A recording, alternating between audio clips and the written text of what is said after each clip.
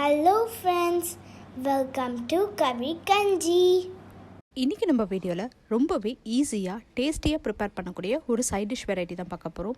இது சாதம் சப்பாத்தி எல்லாத்துக்குமே ரொம்ப நல்லாயிருக்கும். கண்டிப்பாக நீங்களும் இந்த ரெசிபியை உங்கள் வீட்டில் ட்ரை பண்ணி பாருங்கள். ட்ரை பண்ணி பார்த்துட்டு எப்படி இருக்குன்னு கமெண்ட் பாக்ஸில் சொல்லுங்கள். நம்ம சேனலை இது வரைக்கும் சப்ஸ்கிரைப் பண்ணாமல் இருந்திருந்தீங்கன்னா சப்ஸ்கிரைப் பண்ணிக்கோங்க. கூடவே பெல் ஐக்கானை சூஸ் பண்ணிக்கிட்டு ஆல் என்ற ஆப்ஷனை செலக்ட் பண்ணிக்கோங்க. அப்போ தான் அப்லோட் பண்ணுற வீடியோஸ் எல்லாமே உங்களுக்கு நோட்டிஃபிகேஷனாக வரும். நீங்களும் மிஸ் பண்ணாமல் பார்க்க முடியும். வாங்க இன்றைக்கி காலிஃப்ளவர் யூஸ் பண்ணி நல்லா காரசாரமான பெப்பர் ஃப்ரை எப்படி செய்கிறதுன்னு பார்த்துடலாம். ஃபஸ்ட்டு காலிஃப்ளவர் கட் பண்ணி எடுத்துக்கிறோம். அதுக்கு சென்டர் போர்ஷனை கட் பண்ணிவிட்டு சின்ன சின்ன பூவாக நம்ம எடுத்து வச்சுருக்கோம். இதை ஒரு தடவை நல்லா வாஷ் பண்ணிவிட்டு திருப்பி சுடு தண்ணியில் போட்டு எடுக்கணும். ஸோ இப்போ இதை நல்லா வாஷ் பண்ணி கட் பண்ணி வச்சுருக்கேன். இப்போ ஒரு பாத்திரத்தில் ஒரு லிட்டர் அளவுக்கு தண்ணி வச்சுருக்கேன். இந்த தண்ணியில் ஒரு 1/4 ஸ்பூன் அளவுக்கு மஞ்சத்தூள், 1 ஸ்பூன் அளவுக்கு கல் உப்பு சேர்த்துக்கிறேன். நீங்கள் தூள் உப்பு கூட சேர்த்துக்கலாம். ஒரு 1/2 ஸ்பூன் அளவுக்கு எலுமிச்சப்பழம் சாறு சேர்த்துக்கோங்க. நம்ம இந்த எலுமிச்சப்பழம், மஞ்சள், உப்பு இதெல்லாம் சேர்க்கறதுனால நமக்கு காலிஃப்ளவரில் இருக்க சின்ன சின்ன புழு, பூச்சி எல்லாமே வெளியில் வந்துடும். இந்த எலுமிச்சப்பழம்லாம் சேர்க்கறதுனால நமக்கு மருந்து அடித்து அந்த காலிஃப்ளவரில் பூச்சி இல்லாமல் வளர்த்துருப்பாங்க. ஸோ பெஸ்டிசைட்ஸ் எதுவாக இருந்தாலும் ரிமூவ் பண்ணிவிடும். இப்போ இந்த சுடு தண்ணியில் நம்ம கட் பண்ணி வச்சுருந்த காலிஃப்ளவர் எல்லாத்தையும் சேர்த்துக்கலாம்.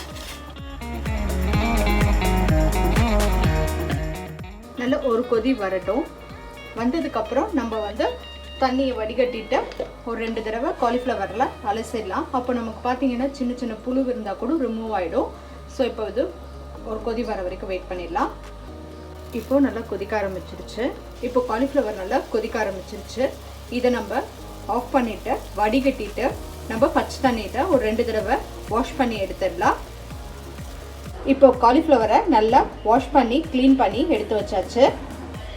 இப்போது மசாலா ரெடி பண்ணிடலாம். அதுக்கு 1 ஸ்பூன் அளவுக்கு மிளகு, 1 ஸ்பூன் அளவுக்கு ஜீரகம், 1 ஸ்பூன் அளவுக்கு சோம்பு, ஒரு வரமிளகாய், இது எல்லாத்தையும் இது கூட 1 இன்ச் அளவுக்கு பட்டை, 2 கிராம்பு சேர்த்து நல்லா வறுத்துட்டு நம்ம இதை பொடி பண்ணிக்கலாம். இப்போ பவுடர் அரைச்சாச்சு. இப்போ ஒரு பேனில் 2 ஸ்பூன் அளவுக்கு எண்ணெய் சேர்த்துக்கோங்க. ஒரு 1/2 ஸ்பூன் அளவுக்கு கடுகுளுத்த பருப்பு சேர்த்துக்கோங்க. கருவேப்பிலை கொஞ்சம், இது கூட ஒரு பெரிய சைஸ் வெங்காயம் நல்லா பொடியாக கட் பண்ணது அதையும் சேர்த்துக்கலாம். வெங்காயம் கொஞ்சம் நல்லா வதங்கணும்.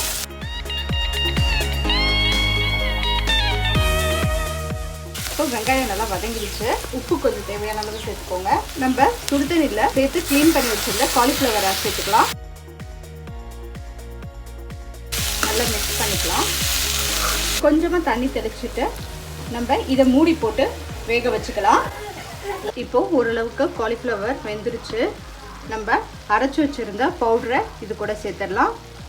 சேர்த்துட்டு மிக்ஸ் பண்ணி மூடி போட்டு திருப்பி ஒரு தடவை வேக வச்சிடலாம்.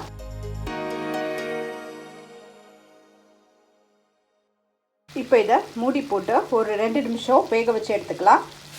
இப்போ மூடி வச்சு 2 மினிட்ஸ் நல்லா குக் ஆகிடுச்சு.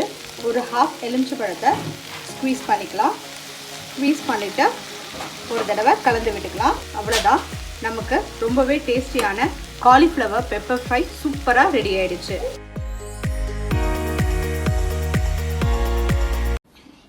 Thanks for watching this video. உங்களுக்கு இந்த வீடியோ பிடிச்சிருந்துச்சுன்னா லைக் பண்ணுங்கள், ஷேர் பண்ணுங்கள், கமெண்ட் பண்ணுங்கள். மறக்காமல் எங்கள் சேனலை சப்ஸ்கிரைப் பண்ணுங்கள். பக்கத்தில் இருக்கிற பெல் ஐக்கானையும் ப்ரெஸ் பண்ணுங்கள்.